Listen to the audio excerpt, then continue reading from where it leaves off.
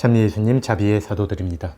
저번 시간에 이어서 최영업 신부님 5번째 서한 이어서 읽도록 하겠습니다. 저번 서한이 1847년 4월인가에 보낸 거거든요. 근데 같은 해에 2개를 보냈네요. 6개월 만에 보냈고요. 여기 보면 그때 저는 신부님께 알려드릴 좋은 소식이 있을 때까지는 다시 편지 쓸 기회가 없기를 바랬습니다. 이렇게 나와요. 그러니까 좋은 소식이라는 건 조선에 입국해서 쓰겠다 뭐 이런 뜻이었는데 사실은 좀 때가 아니었던 거죠. 왕푸에서 7월에 출범한 저희는 이제 시도를 한 겁니다. 배를 타고. 그러나 바다에서 육지로 들어가는 포구에서 심한 돌풍을 만나 함선이 파도에 휩쓸려 모래 위에 좌초되었고 이내 파손되었습니다. 우리는 모두 어떤 섬으로 피신하였습니다. 이 어떤 섬은 고군산 군도의 신치도로 추정된다고 합니다. 그러니까 군산에 있는 고군산 군도까지 간 거죠. 우리는 피신한 섬에서 한 달 이상 천막을 치고 살았습니다. 이때 화장실 어떻게 갔을까요? 당연히 씻는 것도 어려웠을 테고 옷도 못 갈아입었겠죠 아마? 라피에르 함장은 우리가 머무르고 있던 지역인 전라도의 감사에게 편지를 보내면서 주로 식량과 배만 청구했고 조선 대신들에게는 편지를 안 보냈다는 거예요. 무슨 편지냐면 옛날에 니네가 조선이 우리 프랑스 선교사 3명을 죽인 일에 대해서 항의하는 서한을 보내지 않았다는 겁니다. 그 전에는 보냈었는데 그냥 식량과 배만 요구했고 그들은 그냥 들어줬다는 거예요. 이제 신자들을 만나고자 하는 장면이 나와요. 이번부터 한번 읽도록 하겠습니다. 우리가 조선 해안에 이렇게 오랫동안 머물러 있었는데도 조선 신자는 한 명도 나타나지 않았습니다. 저는 혹시나 신자들에 대해 무슨 소식이라도 좀 알아내고 싶어서 날마다 탐문하며 기웃거렸습니다. 저의 동포들을 보기도 하고 그들의 말을 듣기도 하니 크게 위로가 되었습니다. 그러니까 한국어를 들었다는 거죠. 이윽고 제가 그들과 담화할 기회가 생겼을 때에는 이루 말할 수 없이 기뻤습니다. 저녁이 되면 혹시 신자의 거룩배가 우리에게로 오지나 않을까 하여 사방을 두루 살피면서 기대도 하고 기도도 하느라고 애가 바짝바짝 탔습니다. 그러니까 기도하고 살피고 계속 이랬다는 거죠. 하루는 우리가 가장 가까운 고을의 관원한테 가서 어떤 일에 대해 그들과 협상하였습니다. 그리고 그날 밤 조선 사람들 몇 명과 함께 그들의 작은 배를 타고 돌아오는 길에 저는 그 조선 사람들에게 종교에 대해 조심스럽게 물어보았습니다. 저는 혹시 저의 본색이 탄로날까봐 조선말을 하지 않고 손바닥에 한자를 써가면서 대화하였습니다. 그들 중 한 사람이 저에게 와서 예수님과 마리아를 아느냐고 물었습니다. 알고 말고요. 나는 잘 압니다. 당신도 압니까? 당신도 그들을 공경합니까? 하고 제가 그들에게 대답하는 동시에 조급하게 물었습니다. 이제 반가웠으니까 막 물었겠죠.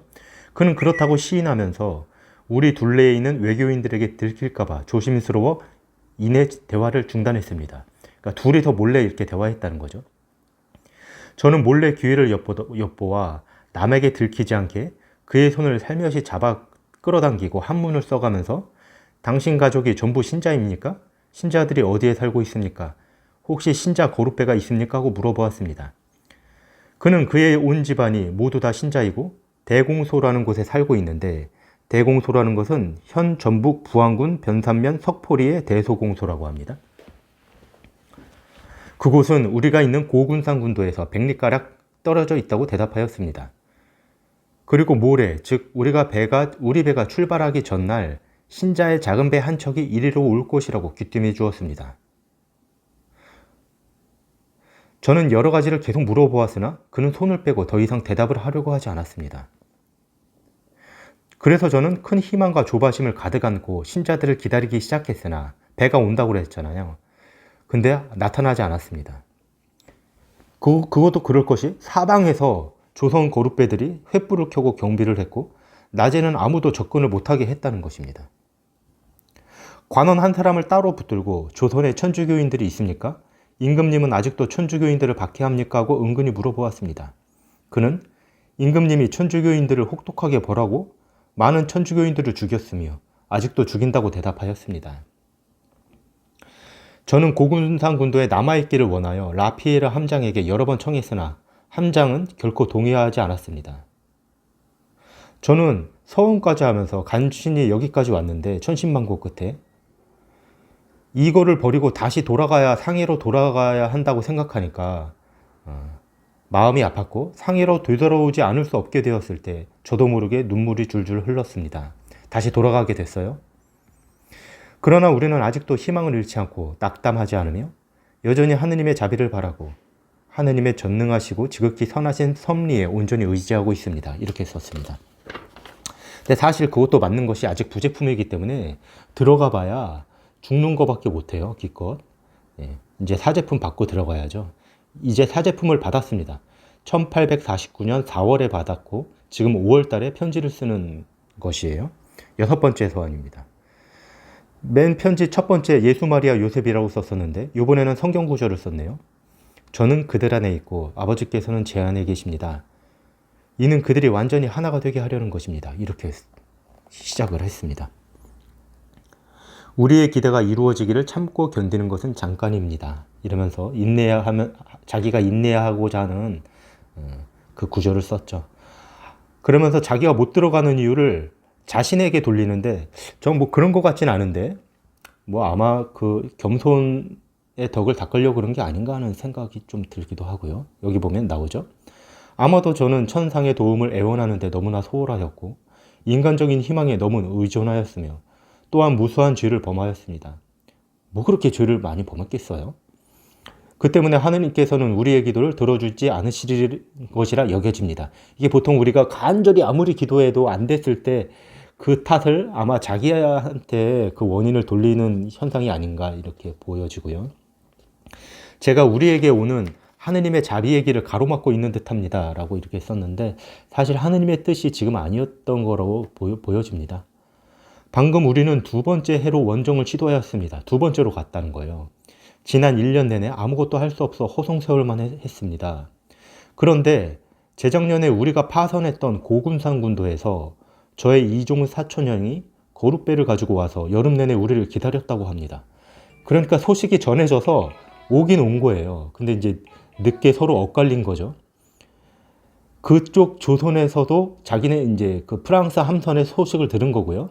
그래서 그 조선에서 그 소문을 전해 들은 우리 신부님들과 신자들은 우리를 마중하기 위하여 사소한 것까지도 챙겨 빈틈없이 대비했던 것입니다.